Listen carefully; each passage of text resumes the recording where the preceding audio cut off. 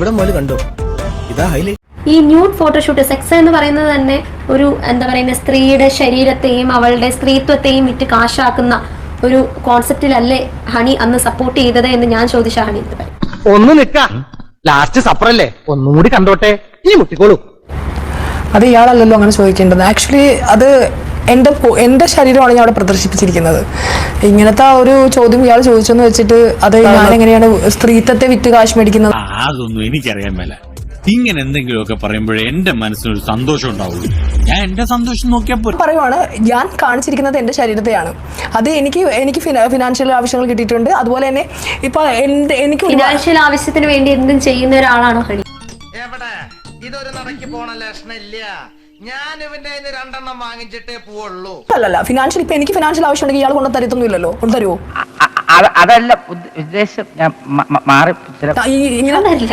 അതേപോലെ ഞങ്ങൾക്ക് ആർക്കും എല്ലാരും കൊണ്ടുതന്നിട്ടല്ല, നമ്മള് മാന്യമായിട്ട് പണിയെടുത്തിട്ട് തന്നെയാണ് ജീവിക്കുന്നത്. അതേപോലെ തന്നെ മാന്യമായിട്ടുള്ള മോഡലിംഗ് ആണ്. അതിനുശേഷം ഞാൻ റോഡിൽ തുണിയില നടന്ന നിങ്ങൾ കണ്ടിട്ടില്ലല്ലോ, കണ്ടിട്ടുണ്ടോ?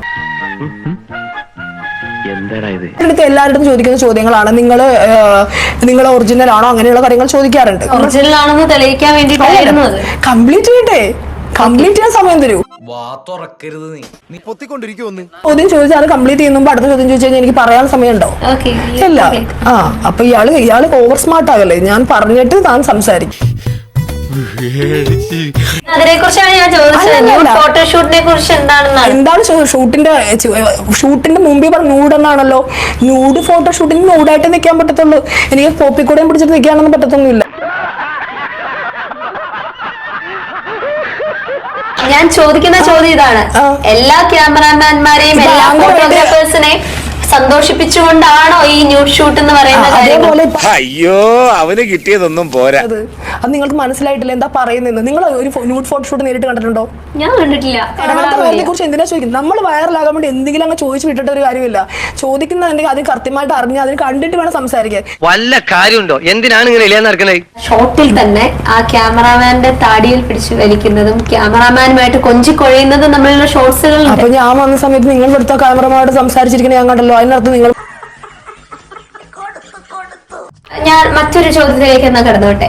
എന്റെ ഭഗവതി, ഇവന്റെ ഷേപ്പ് മാറാതെ നീ നോക്കിക്കോണേ. നേരത്തെ ഡിവോഴ്സ് ചെയ്തുകൊണ്ട് തന്നെ ഇപ്പൊ ഒരാളെ ഫ്രണ്ട് ആണെന്ന് പറഞ്ഞു, ബെസ്റ്റ് ഫ്രണ്ട് ആണെന്ന് പറഞ്ഞ് നേരത്തെ ഹണി ആരോഹി പറഞ്ഞു വീട്ടിലാണ് ഇദ്ദേഹം താമസിക്കുന്നത് എന്ന് പറഞ്ഞു. അയാളെ എപ്പോഴും കൂടെ കൊണ്ട് നടക്കും. പലരുടെയും കൂടെ പോകുന്ന ഒരാളാണോ ഹണി ആരോഹി? അതും ഈ ഒരു ടാറ്റു ഇപ്പോഴും വെച്ചുകൊണ്ട് തന്നെ. അതില് എന്ത് മൊറാലിറ്റി ആണുള്ളത്?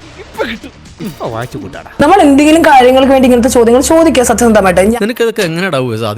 ഈ ഒരു വിഷ്ണു എന്നുള്ള ടാറ്റു മാത്രമല്ല, ഇപ്പുറത്തെ ഒരു വിനു എന്നുള്ള ടാറ്റു കൂടി ഉണ്ട്. ഈ റിലേഷൻ എന്ന് പറയുന്നത് വെറും ഒരു എന്താ പറയുന്നത് യൂസ് ആൻഡ് ത്രോ ആയിട്ട്. മൾട്ടിപ്പിൾ റിലേഷൻസ് ഉള്ള ഒരാളല്ല ഞാൻ. ഒരു സമയത്ത് ഒരാളുമായി റിലേഷൻ ഉണ്ടായിട്ടുണ്ട്. അയാളായിട്ട് ബ്രേക്കപ്പ് ആയപ്പോ അടുത്ത ആള് എനിക്കൊരു റിലേഷൻ ഉണ്ടായേ പറ്റത്തുള്ളൂ. ഒരു ചെയിനാണോ?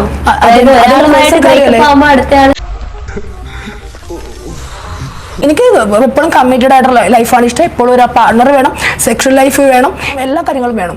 ഞാൻ അതിൽ ഹാപ്പിയാണ്. പിന്നെ എന്തിനാ ജീവിക്കുന്നത്? ഞാൻ വയസ്സായ അമ്മമ്മത്തള്ളയൊന്നും അല്ല. പക്ഷെ ഇപ്പൊ തന്നെ രാമായണം വായിച്ച് ബൈബിളും വായിച്ചിരിക്കാൻ വേണ്ടിയിട്ട് ആ സമയമാകുമ്പോൾ ഞാൻ ചിലപ്പോൾ ജീവിക്കുമായിരിക്കും. മതിയായോ ചോദ്യങ്ങൾ? എനിക്കൊന്നും ആയില്ല. എനിക്കെല്ലാമായി തൃപ്തിയായി. സബ്സ്ക്രൈബ് ചെയ്യാമോ? മതിയോ?